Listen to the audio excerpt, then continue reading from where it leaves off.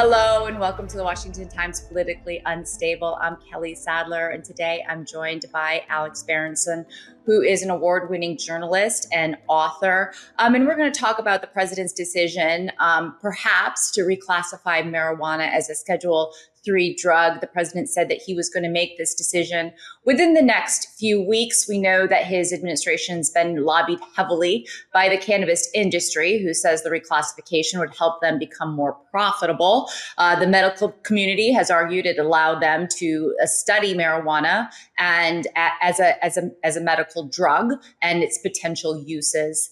As well as, the president has cited high levels of arrest and incarcerations and wanting to bring those down for people who want to use pot recreationally.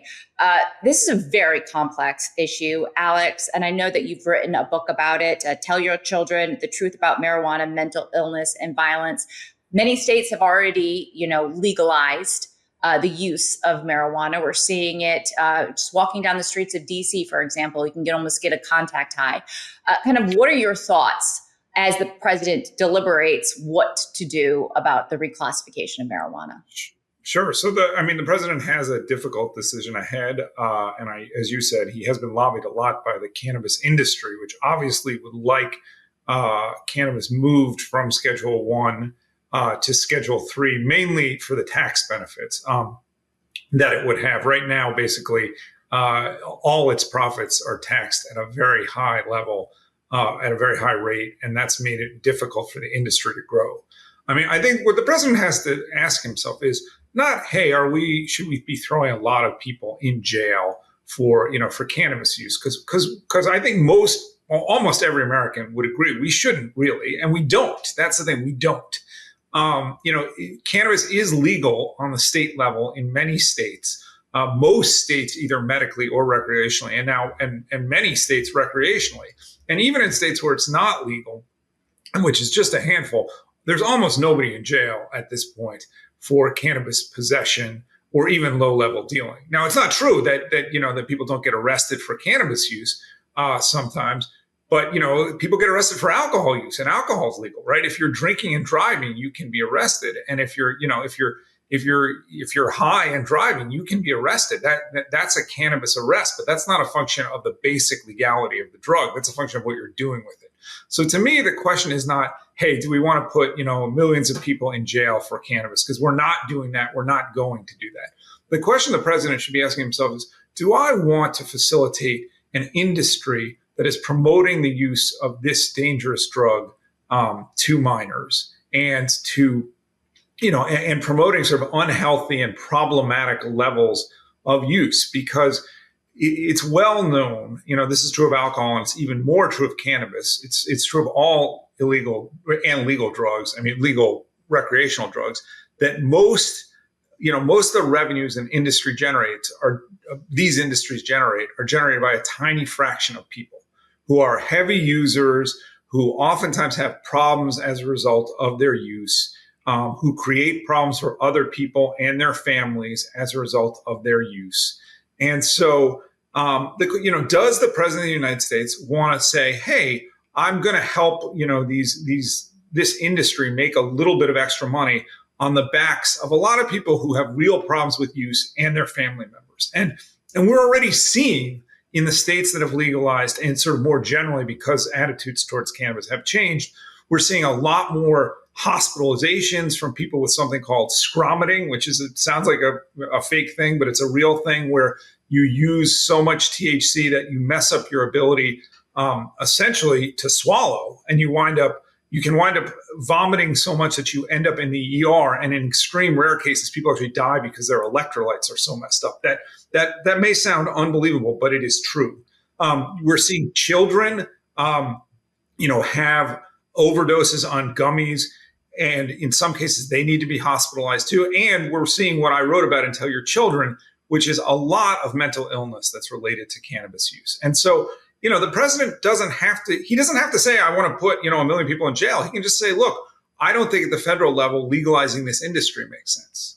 To the point on children and gummies, as recreational use and medical use has become more available and legal in states, the New York Times actually did a story this week about all of the children that are inadvertently taking their parents' gummies either to school or whatnot, just thinking that they're candy.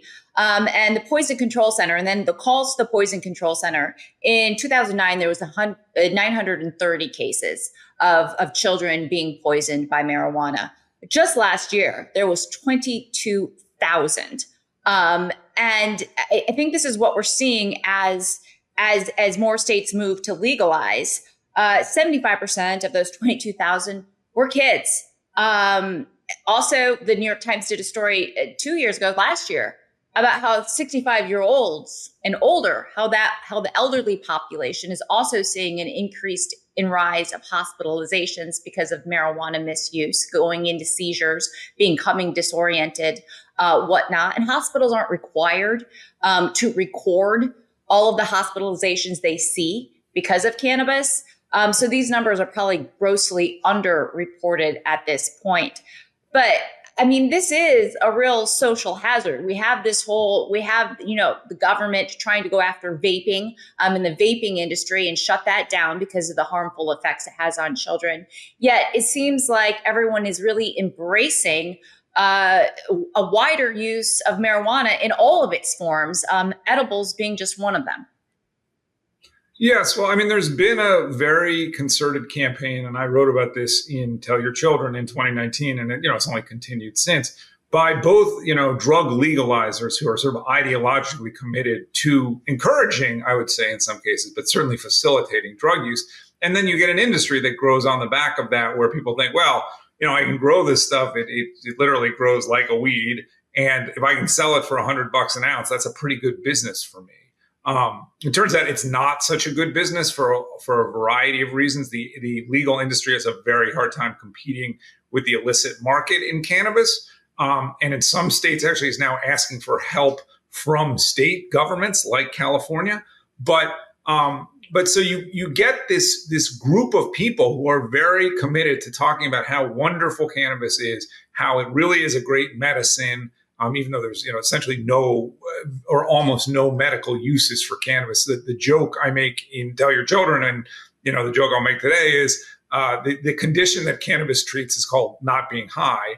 And you know what? That it's okay. It's not my drug of choice, but some people like the high that cannabis produces. But let's legalize it if we're going to legalize it, which I don't think we should, on that basis, on the basis that this is a recreational drug and we don't really care if adults want to get high with it. Now, I think that's the most honest case to make for legalization, but it's not a particularly compelling case, which is except for I would say maybe a third of the country is just willing to go with that. So the industry has found all these other excuses, basically around the idea that it has tremendous medical benefits, and the idea that there are a ton of people in jail for cannabis possession. Unfortunately, neither of those things is true.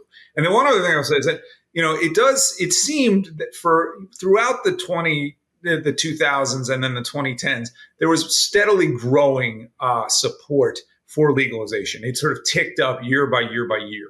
But now it actually seems to have peaked and possibly come down a little bit, because I do think people are seeing, particularly parents are seeing, this stuff can really get to my teenage kid, particularly the newer vapes that are essentially concentrated THC or very high potency flower, smokable cannabis that's 20 or 30% THC. It's just so much stronger than what adults, who grew up in the 70s or the 80s or even the 90s are used to. And they're seeing, hey, I don't like what this has done to my son or daughter or to their friends. And so we are seeing a bit of a leveling off, possibly even a decline in support for legalization, albeit at a pretty high level. So the president argues that reclassifying marijuana or cannabis is not the same thing as legalization. It still will be classified as a drug. But it's a slippery slope, is it not? Yeah, I mean, it would ratify the state legalization, the state level legalizations in a way that nothing else at the federal level has. And it would certainly encourage the industry. It would make the industry more profitable. It would be I mean, there's a reason why the industry is pushing for this so hard. I think they know that federal legalization is unlikely at this time. Maybe if a Democratic president is elected, they would go for that. But this would be a pretty strong win for them.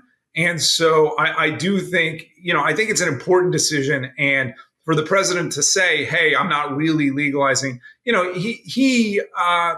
a bit of a cop out. I think he knows the difference. He's a smart guy. He knows that this would be an important win for the industry.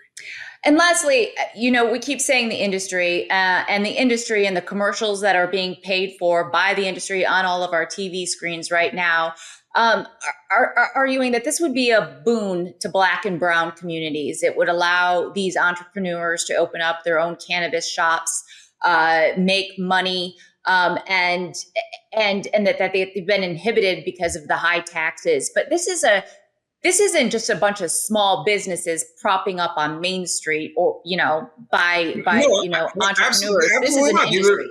Go ahead. These are publicly traded companies. They're big companies. And, it is ironic, right? For 50 years, African-American lawmakers tried to get tobacco ads out of Harlem, out of, the east side of D.C., out of the south side of Chicago. They tried to get alcohol, stores and out. And they said, this is bad for our communities. We suffer from this more than wealthy white communities, and we're being targeted. And they were right. They were being targeted. And so it's so ironic to hear, oh, well, this is an opportunity for African-American entrepreneurship. The people who suffer the most from this are the people who have the most to lose, are the people, with the least. And I do think that we should remember that. All right. Well, Alex, thanks so much for joining me today. I really appreciate your expertise in this manner and all the research that you've done on it. And we'll have to see what the president ultimately decides. But as a mother of 3 young boys, I'm certainly rooting against him reclassifying this to a Schedule III drug. Thank you so much.